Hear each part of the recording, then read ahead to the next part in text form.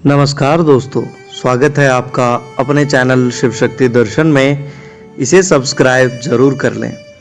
दोस्तों, आज हम बात करने वाले हैं जब रावण युद्ध क्षेत्र में मरते हुए अवस्था में पड़ा था, उस समय लक्ष्मण को भगवान श्री राम ने उनसे ज्ञान लेने को कहा था। वहाँ क्या कुछ हुआ था, इस विषय में हम आपको बताएंगे।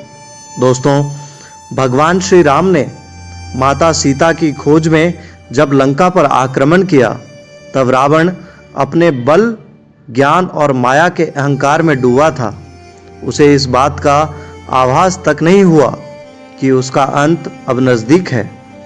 भगवान के हाथों जब रावण का संहार हुआ, तो अपने जीवन की आखिरी सांसें लेते हुए वह युद्ध भूमि में कराह रहा था। श्री राम को पता था कि रावण एक ज्ञानी और प्रकांड विद्वान है। उन्होंने लक्ष्मण जी से कहा कि वे रावण के पास जाएं और जीवन के कुछ बहुमूल्य सीख उनसे ले लें। आज हम आपको इस बारे में जानकारी देंगे। दोस्तों, मरणासन रावण की दी उस 3 महत्वपूर्ण बातों के बारे में आइए हम जानते हैं। ये हम लोगों के जीवन के लिए बहुत ही उपयोगी है। दोस्तों, श्री राम की आज्ञा को लक्ष्मण कैसे टाल सकते थे। वो रण क्षेत्र में रावण के पास पहुंच गए और जाकर उसके सर के पास खड़े हो गए। कुछ देर वहां रुके और वहां से वापस आ गए। रावण ने कुछ भी नहीं कहा। उन्होंने आकर राम को कहा, उन्होंने कुछ नहीं कहा। राम ने कहा, जब भी हम किसी से ज्ञान लेते हैं लक्ष्मण, हम उनके चरणों में बैठते हैं। आप उनके पैरों के पास जाएं, तब वो आपको शिक्षा देंगे। मित्रों, दूसरी बार लक्ष्मण वहां पर गए। रावण ने लक्ष्मण जी से कहा कि जीवन में जो भी शुभ कार्य करना है, उसके लिए कभी भी देरी नहीं करनी चाहिए।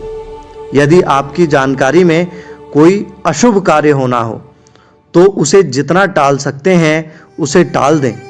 रावण ने कहा कि वह साक्षात नारायण स्वरूप श्री राम को पहचान नहीं पाए। उनकी शरण में आने में उससे विलंब हो गई। इसका ही परिणाम है कि आज वह रण क्षेत्र में मरणासन अवस्था में पड़ा हुआ था। दोस्तों, दशानन ने लक्ष्मण जी को दूसरी महत्वपूर्ण बात बताई। उनसे कहा कि अपने जीवन के किसी भी गोपनीय बात या राज को किसी अन्य व्यक्ति के समक्ष प्रकट ना होने दे। यह गलती उसने की है। उसकी मृत्यु का राज विभीषण को पता था, जिस कारण से आज वह इस हाल में पड़ा था। यदि वह अपनी मृत्यु का राज विभीषण को नहीं बताता, तो आज वह मरणासन अवस्था में नहीं होता। विभीषण ने ही श्री राम को बताया था कि रावण की नाभि में अमृत है, वहां पर प्रहार करने से उसकी मृत्यु हो जाएगी।